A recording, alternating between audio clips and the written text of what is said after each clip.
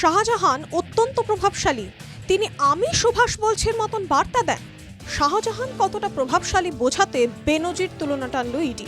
বুধের শুনানিতে সন্দেশখালী কাণ্ডে সিবিআই এর হাতে তদন্তভার দেওয়া নিয়ে কার্যত ইডি ও রাজ্যের বাকযুদ্ধ দেখল আদালত। একদিকে যখন সিবিআই এর হাতে তদন্তভার দেওয়ার আবেদন ইডির, তখন সিবিআই এর যোগ্যতা নিয়েই কটাক্ষ রাজ্যের এজি কিশোর দত্তের। রাজ্যের তরফে আইনজীবীর সওয়াল, আদালতে পুলিশের সুমোটো কেসের ফুটেজ জমা দেওয়া হয়েছে। বিচারপতির নির্দেশ মতো শাহজাহানের ঘরের সামনে সিসি ক্যামেরাও বসানো হয়েছে। বিচারপতি প্রশ্ন করেন, এখনো অভিযুক্ত গ্রেফতার নয় কেন?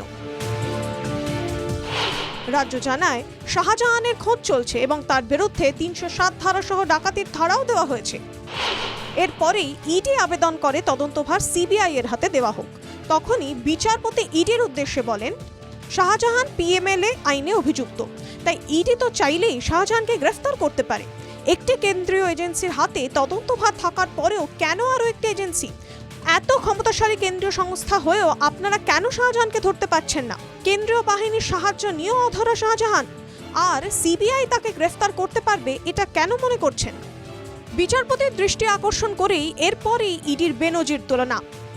শাহজাহান অত্যন্ত প্রভাবশালী। আড়ারে থেকে তিনি আমি সুভাষ বলছির মতন বার্তা দেন। 12 দিন ধরেও তদন্ত করে পুলিশ শাহজাহানকে ধরতেই পারেনি।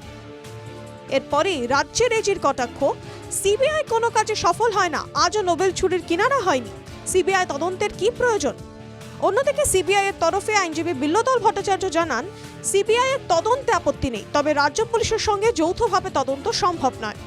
বহু ঘটনায় রাজ্য পুলিশের সঙ্গে যৌথভাবে তদন্তের সমস্যা হয়েছে। তদন্তের ক্ষেত্রে রাজ্যের তরফে কোনো রকম সহযোগিতা পায়নি সিবিআই। যদিও আদালতে বিশেষ গুরুত্ব পেল না সিবিআই এর আবেদন। বিচারপতি জয় সেনগুপ্তের স্পষ্ট নির্দেশ, সিবিআই ও রাজ্য পুলিশকে যৌথভাবে তদন্ত করতে হবে। সিবিআই তাদের সেরা আধিকারিকদের তালিকা জমা দেবে আগামীকালই। সিট গঠন করেই হবে তদন্ত। সিবিআই এর এসপি পদমর্যাদার এক অফিসার ও ইসলামপুরে জসপ্রীত সিং এর নেতৃত্বে সিট তৈরি হবে। প্রয়োজনে আধা সামরিক বাহিনীর সাহায্য নিতে পারবেন তদন্তকারীরা। তদন্তের রিপোর্ট কেন্দ্র বা রাজ্যকে দেওয়া যাবে না। হাইকোর্টের নজরদারিতেই তদন্ত হবে। সংশ্লিষ্ট জেলা আদালতে রিপোর্ট জমা দিতে হবে। আগামী 12 ফেব্রুয়ারির মধ্যে প্রাথমিক রিপোর্ট জমা দেওয়ার ডেডলাইন বেঁধে দিল কলকাতা হাইকোর্ট। গত 5 জানুয়ারি সন্দেশখালীতে শেখ শাহজাহানের বাড়িতে তল্লাশিতে গিয়ে আক্রান্ত হয় ইডি। সেই ঘটনায় নাজার থানায় 3টি এফআইআর দায়ের হয়। তবে 12 দিন পেরোলেও এখনো অধরা শেখ শাহজাহান। বুধে আদালতের রায় স্পষ্ট, সিবিআই ও রাজ্য দুয়ের ভূমিকাতেই কার্যত অসন্তুষ্ট আদালত। সিট গঠনে মিলবে Shahjahan? Bureau report, NKTV Bangla.